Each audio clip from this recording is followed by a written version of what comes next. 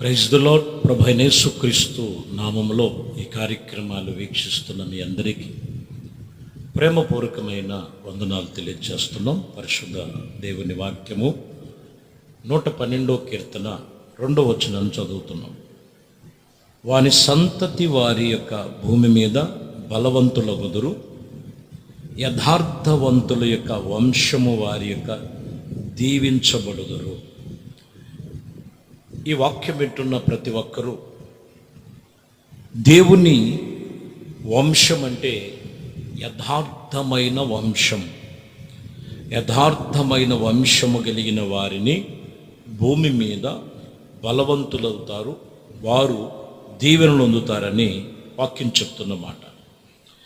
యథార్థత అనేది భక్తి జీవితంలో మనకి ఎంతో ఎంతో ప్రాముఖ్యమైనది.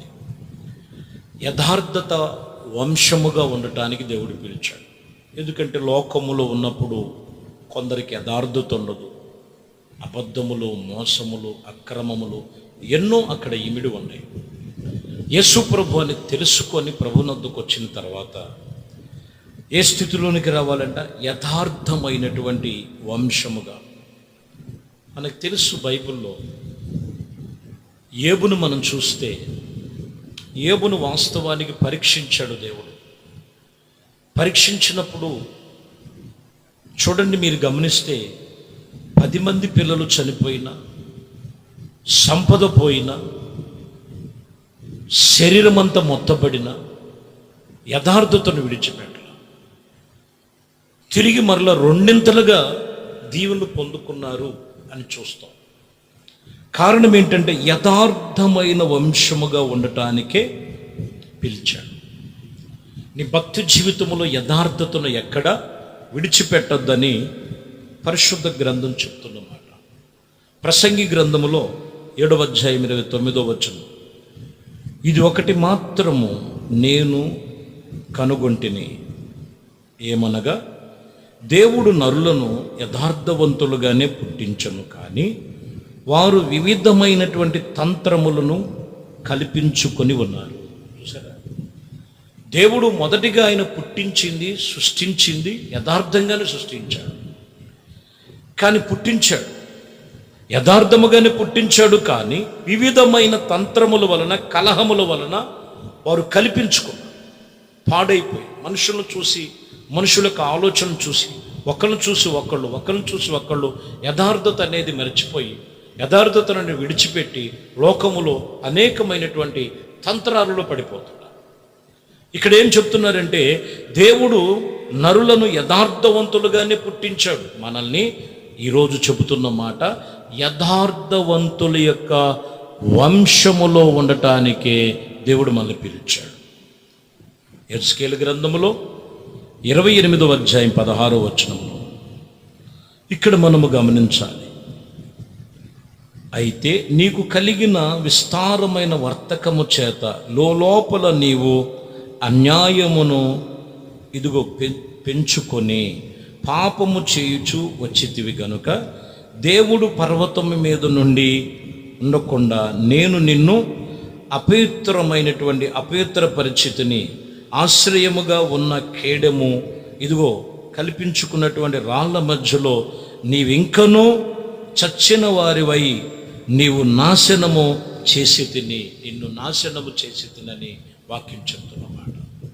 ఏమున్నదంట? వీళ్ళలో విస్తారమైన వర్తకముల చేత లోపల అన్యాయము, పాపమును పెట్టుకొని యథార్థత లేకుండా దేవుడు పర్వతం మీద దైవ సన్నిధిలో, దేవుని సన్నిధిలో ఆశీర్వాదాలు ఫలాలు పొందుకోవాలంటే ఈరోజు ఆశీర్వాద ఫలాలు ఎక్కడున్నాయి? ఈ యథార్థతలో ఉన్నాయి. లోపల కొన్నిసార్లు అపవిత్రత పెట్టుకొని, కొన్నిసార్లు పాపం పెట్టుకొని, కొన్నిసార్లు బలహీనత పెట్టుకొని, దేవుడు నా ప్రార్థన వినడే, నా ప్రార్థనకు జవాబు ఇవ్వడే. నువ్వు ఎవరి వంశం? నువ్వు దేవుని వంశములో ఉంటే దేవుడు నీ పక్షముగా కార్యం చేయటానికి ఆయన సిద్ధముగా ఉన్నాడు. కొందరు దేవుని వంశములో లేరు, పాపములో, వ్యసనములో, బలహీనతలో పడిపోతున్నారు.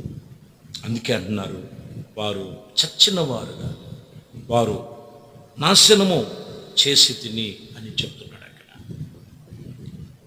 ఇర్మియా గ్రంథము 7వ అధ్యాయములో 5వ వచనాన్ని చదివితే,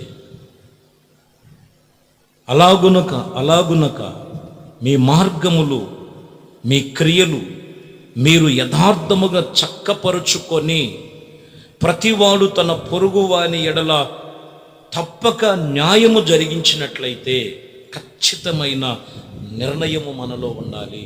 ఈ మాటల్లో నీ మార్గములలో మీ క్రియలలో మీ యథార్థముగా చక్కపరుచుకొని మొదటగా అది చేయాలి. దేవుని యథార్థ వంశములో ఉండవలసినటువంటి అనుభవాలు అక్కడ చెప్తున్నారండి వాక్యములో రాయబడిన మాటల్లో. కాబట్టి ప్రియమైన దేవుని బిడ్డలారా, లేఖనాలు సెలవిచ్చినటువంటి ఈ మాటల ప్రకారముగా ఇక్కడ మనకి తెలియచేస్తున్న మాట, యథార్థముగా నీ మార్గములు చక్కపరుచు.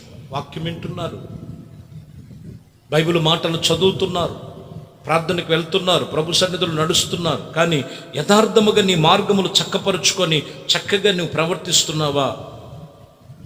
యోహాను సువార్తలో 4వ అధ్యాయం 23వ వచనంలో మనం చదివితే, అయితే యథార్థముగా ఆరాధించువారు ఆత్మతో సత్యముతో ఆరాధించాలని చెప్తున్నారు. నిజముగా యథార్థముగా ఆరాధించేవారు ఎవరనంటే యథార్థత. అప్పుడు ఆత్మకార్యములు జరుగుతాయి. చేసేవి తప్పులు, చేసేవి బలహీనతలు, లోపల బలహీనతలు పెట్టుకొని యథార్థముగా నేను ఆరాధన చేస్తున్నానా లేదా, నేను యథార్థముగా ఆరాధన చేస్తే నేను యథార్థమైన వంశములో ఉన్నాను, నేను యథార్థమైన వంశములో ఉన్నాను అని నువ్వు తెలుసుకోగలుగుతావు.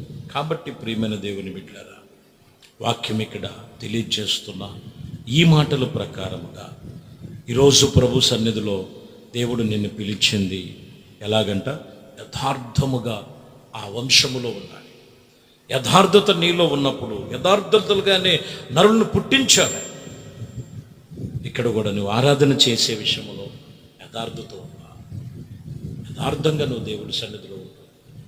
నీ యథార్థతను బట్టి నీ మార్గాలు చక్కపరుచుకో. అక్కడే ఆశీర్వాదం ఇమడబడి ఉన్నది.